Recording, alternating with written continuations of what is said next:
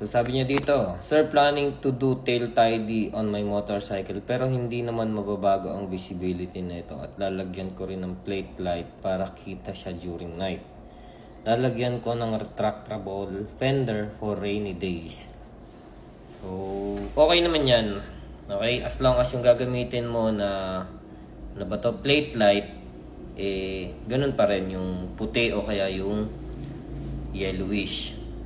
So, huwag kang maglalagay ng ibang kulay kasi yung iba nilalagyan blue, red, ganyan ganito.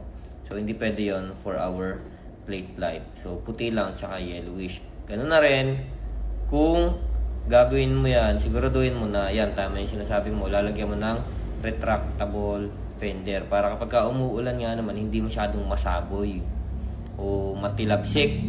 Kasi minsan, matilabsik sa'yo, ganun na rin, matilabsik din dun sa nasa likuran mo. So, abala yan dun sa mga kapwa natin motorista. Pero kung lalagyan mo siya ng retractable, maganda yan. So, walang problema dyan. Okay?